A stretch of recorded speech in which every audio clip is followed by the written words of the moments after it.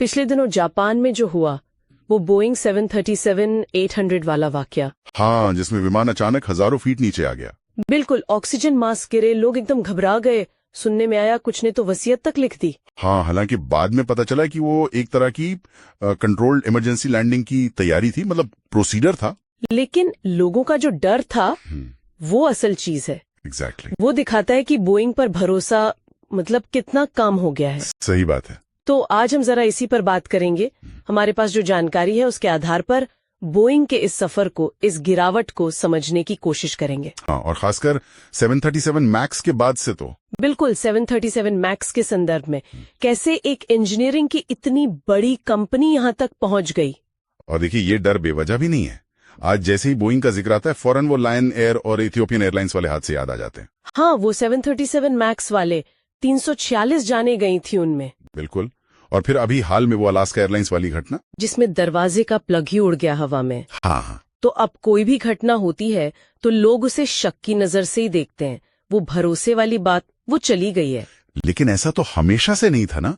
Boeing की शुरुआत तो बड़ी शानदार मानी जाती है। अरे बिल्कुल, शुरू में सी प्लेन बनाए, फिर वर्ल्ड वॉर 2 में वो मशहूर B-17 और B-29 बॉम्बर्स। हाँ। फिर जेट एज आया तो 707 और फिर वो जंबो जेट 747।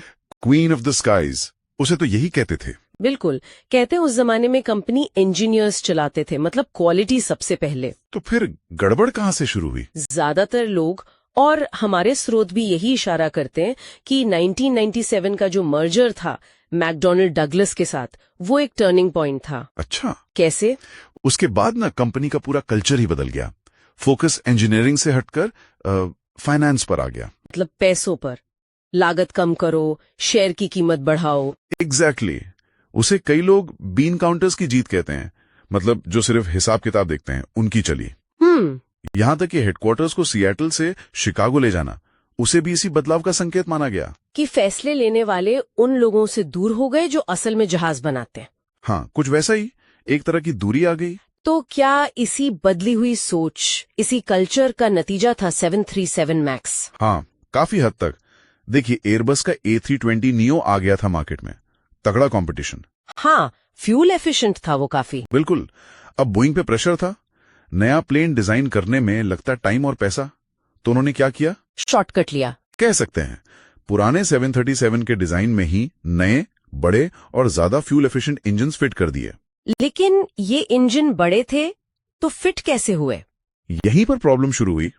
बड़े इंजन फिट करने के लिए उन्हें विंग्स पर थोड़ा आगे और थोड़ा ऊपर लगाना पड़ा। अच्छा। इससे प्लेन का बैलेंस थोड़ा बिगड़ा। हाँ। उड़ान के दौरान उसकी नाक ऊपर उठने का खतरा बढ़ गया। ओहो। इसी को ठीक करने के लिए, मतलब काउंटर करने के लिए, एक सॉफ्टवेयर बनाया गया, MCAS। Manoeuvring characteristics augmentation system. ये नाम तो अब काफी बदनाम हो गया है। हाँ, और वजह भी है। इस सॉफ्टवेयर में ही बड़ी खामियां थी। क्या खामियां थी? सबसे बड़ी बात ये सिर्फ एक सेंसर के डेटा पर निर्भर था, एंगल ऑफ अटैक सेंसर। सिर्फ एक? अगर वो खराब हो गया तो? बस यही हुआ। अगर वो सेंसर गलत रीडिंग दे तो MCAS को लगता था कि प्लेन की नाक ज्यादा ऊपर उठ रही है और वो उसे जबरदस्ती नीचे करता था। अरे बाप रे। दूसरी बड़ी खामी ये थी कि पायलटों को इसके बारे में ठीक से बताया ही नहीं गया था। उन्हें पता ही नहीं था कि ऐसा कोई सिस्टम है जो इतना पावरफुल है कि उनके कंट्रोल को ओवरराइड कर सकता है। और इसी वजह से वो 2 भयानक हादसे हुए, लायन एयर 610 और इथियोपियन 302 थी।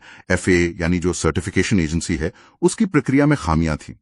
पायलट ट्रेनिंग में कमी थी, मतलब कई लेवल पर गड़बड़ थी। साफ तौर पर सुरक्षा के साथ समझौता हुआ था। बिल्कुल। लेकिन मामला सिर्फ MAX के डिजाइन तक नहीं रुका है ना। बाद में प्रोडक्शन क्वालिटी पर भी सवाल उठे, जैसे वो अलास्का एयरलाइंस वाली घटना। हाँ, वो जनवरी 2024 वाली घटना, जब उड़ान 1282 में हवा में ही दरवाजे का एक प्लग निकल गया। ये दिखाता है कि प्रॉब्लम सिर्फ डिजाइन की नहीं थी, बल्कि मैन्युफैक्चरिंग तक पहुंच चुकी थी। और जांच में क्या निकला? NTSB की जांच में NTSB ने पाया कि उस दरवाजे के प्लग को कसने वाले 4 जरूरी बोल्ट्स वो फैक्ट्री में लगाए ही नहीं गए थे। क्या? लगाए ही नहीं गए थे? जी हाँ। आप सोचिए, इतनी बड़ी लापरवाही।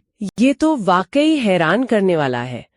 और क्या ये बातें अंदर से भी उठ रही थी, मतलब कंपनी के भीतर से, विसल ब्लोअर्स वगैरह? हाँ बिल्कुल, कई विसल ब्लोअर्स थे। एड पियर्सन, जॉन बार्नेट, जिनका बाद में देहांत हो गया, सैम सालेपुर, इन लोगों ने बार बार प्रोडक्शन क्वालिटी में गिरावट और सेफ्टी कंसर्न्स को दबाने के कल्चर के बारे में चेतावनी दी थी। मतलब मैनेजमेंट सुन नहीं रहा था। लगता तो यही है। फिर फरवरी 2024 में FAA के एक्सपर्ट पैनल की रिपोर्ट आई। उसने भी यही कहा कि बोइंग का सेफ्टी कल्चर ठीक नहीं है और कर्मचारी बदले की कार्रवाई के डर से चुप रहते हैं, अपनी चिंताएं नहीं बताते हैं। तो अगर हम इन सारी चीजों को जोड़कर देखें, ये पूरी जानकारी जो हमारे पास है, तो तस्वीर तो यह बनती है कि ये सिर्फ कोई एक दो तकनीकी गड़बड़ी का मामला नहीं है। नहीं, बिल्कुल नहीं। ये उस कल्चरल शिफ्ट का नतीजा है जो 1997 के मर्जर के बाद शुरू हुआ। पहले डिजाइन में चूक हुई यानी मैक्स, और फिर प्रोडक्शन में, जैसा अलास्का वाले मामले में दिखा। सही कहा। और जापान वाली घटना में यात्रियों का डर, वो इसी का सबूत है कि भरोसा बिल्कुल टूट चुका है। बोइंग जो कभी अमेरिका की इंजीनियरिंग का प्रतीक था, आज एक चेतावनी बन गया है। हाँ, एक केस स्टडी बन गया कि कैसे चीजें गलत हो सकती हैं। तो अब सवाल यह है कि क्या बोइंग वाकई अपना कल्चर बदल कर वो खोया हुआ भरोसा वापस पा सकता है?